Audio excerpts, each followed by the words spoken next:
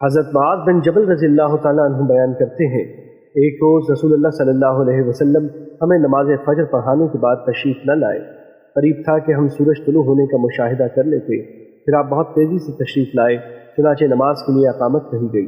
رسول اللہ صلی اللہ علیہ وسلم نے اختصار کے ساتھ نماز پڑھائی۔ بس جب آپ صلی اللہ علیہ وسلم نے سلام پھیرا تو بآواز بلند فرمایا، اپنی جگہوں پر ایسے ہی بیٹھے رہو۔ پھر آپ نے ہماری طرف متوجہ ہو کر فرمایا، میں ابھی تمہیں بتاتا ہوں کہ تمہیں نماز پڑھانے کے لیے کیوں نہیں آیا۔ میں رات کو بیدار ہوا، وضو کیا اور جس قدر مقدر میں تھا میں نے نماز پڑھی۔ مجھے نماز میں اونگ آنے لگی، حتیٰ کہ وہ مجھ پر غالب آ گئی۔ تب میں نے اپنے رب تبارک و تعالیٰ کو بہترین صورت میں دیکھا۔ چنانچہ اس نے فرمایا، محمد۔ میں نے عرض کیا، میرے رب حاضر ہوں۔ فرمایا، فرشتے کس چیز کے بارے میں بحث و مباحثہ کر رہے ہیں؟ میں نے عرض کیا، میں نہیں جانتا۔ اللہ تعالیٰ نے 3 مرتبہ ایسے فرمایا۔ آپ نے فرمایا، میں نے اسے دیکھا کہ اس نے اپنا ہاتھ میرے کندھوں کے درمیان رکھا، حتیٰ کہ میں نے اس کی انگلیوں کی پوروں کی ٹھنڈک اپنے قلب و صدر میں محسوس کی، اور میرے سامنے ہر چیز واضح ہو گئی اور میں نے پہچان لی۔ پھر رب تعالیٰ نے فرمایا، محمد۔ میں نے عرض کیا، میرے رب میں حاضر ہوں۔ فرمایا، مقرب فرشتے کس چیز کے بارے میں بحث و مباحثہ کر رہے ہیں؟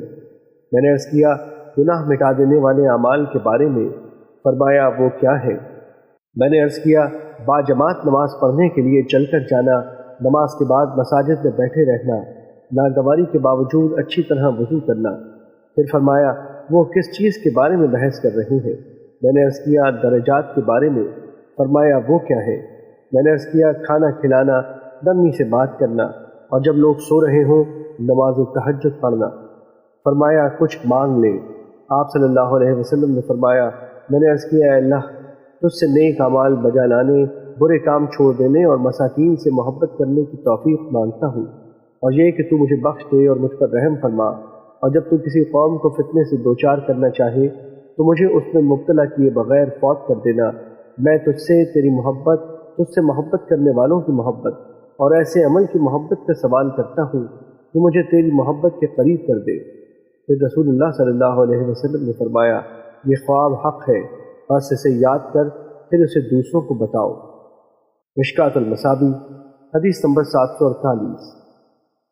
حضرت عبداللہ بن عمرو بن عاص رضی اللہ تعالیٰ عنہ بیان کرتے ہیں، جب رسول اللہ صلی اللہ علیہ وسلم مسجد میں داخل ہوتے تو یہ دعا کیا کرتے، میں شیطان مردود سے اللہ عظیم، اس کی ذات کریم اور اس کی قدیم بادشاہت و قدرت کے ذریعے پناہ چاہتا ہوں۔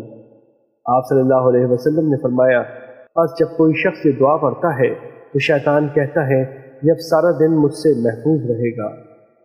مشکات المصابیح، حدیث نمبر 749۔